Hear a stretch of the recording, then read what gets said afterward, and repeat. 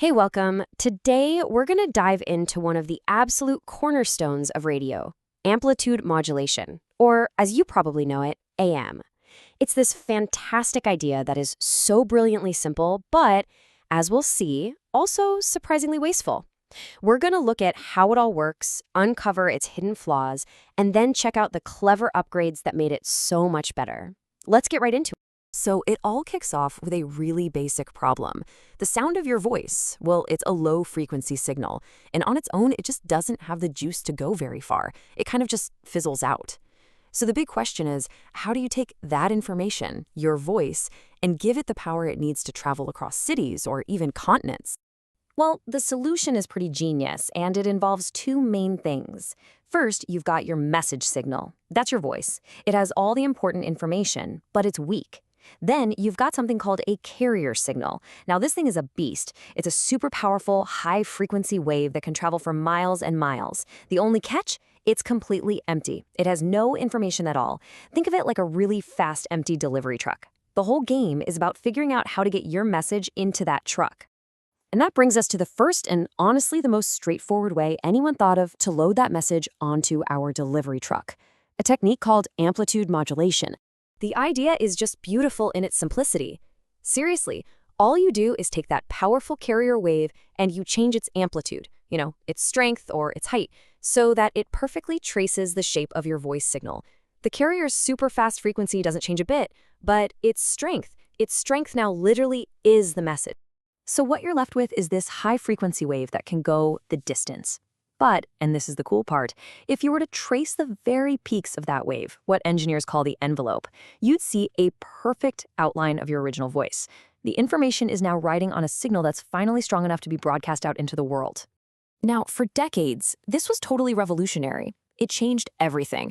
But as engineers started taking a closer look, they found out that AM's beautiful, simple solution had a huge hidden flaw, and it all comes down to power and efficiency. Okay, so to get this flaw, we have to look at the signal in a totally different way, in what's called the frequency domain. It's kind of like instead of looking at a finished cake, you look at the list of ingredients. And when you do that, you realize the AM signal isn't one thing, it's actually three. You've got the big, powerful carrier right in the middle. And then on either side of it, you have two perfect mirror image copies of your message. They're called the upper and lower sidebands. Yeah, you heard me right, we're sending the exact same message twice.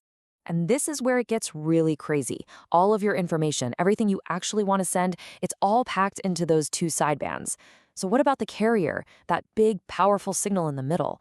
Well, it's just the delivery truck. Once the message is loaded on, the carrier itself is just along for the ride. It's not carrying any of the important stuff anymore. The problem becomes crystal clear when we look at where all the power goes. The vast, vast majority of the transmitter's energy is spent just broadcasting that empty carrier. Meanwhile, the two sidebands, which remember, contain all the useful information, they only get a tiny little fraction of the power. It's exactly like hiring a massive cargo ship just to deliver two small letters. I mean, sure, it works, but wow, is it incredibly wasteful. So, of course, engineers looked at this and asked a pretty simple question. Can we do better? Is there a way to send the message without all of this waste? And the answer led to some really, really clever upgrades to that original AM idea. The first and, let's be honest, most obvious fix is something called double sideband suppressed carrier, or DSB-SC. The logic here is just a total no-brainer. If the carrier is just waste, why not just get rid of it? So DSB-SC does exactly that. It suppresses that massive carrier signal before it's ever transmitted, sending only the two sidebands that are rich with information.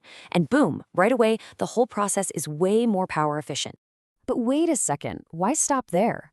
We already know the two sidebands are identical copies of the same message. So the next evolution, which is called Single Sideband, or SSB, is really the ultimate in efficiency. It takes things one step further. It suppresses the carrier, and it suppresses one of the extra redundant sidebands. You're left sending the information just one time. The power savings are massive, for sure. But SSB has another incredible advantage. Because you're only transmitting one sideband, it takes up only half the space on the radio spectrum. And that space is what we call bandwidth. In today's incredibly crowded radio world, being able to use half the space is an absolute game changer. So this begs a really big question, right? If SSB is so much more efficient with both power and bandwidth, why in the world do we still have regular old AM radio? Well, this is where we hit a classic engineering problem, the trade-off between efficiency and simplicity. You see, the real beauty of standard AM, with its big, wasteful carrier, is that it makes the receiver, the radio in your car or your home, incredibly simple and cheap to build. An envelope detector, which is what you use, is basically just a couple of simple little parts that trace the outline of the wave. Easy. But for DSB and SSB, the receiver has a much tougher job. Because the original carrier is gone, the receiver has to perfectly recreate it, and that requires some pretty complex and expensive circuitry to match the exact frequency and timing of the original.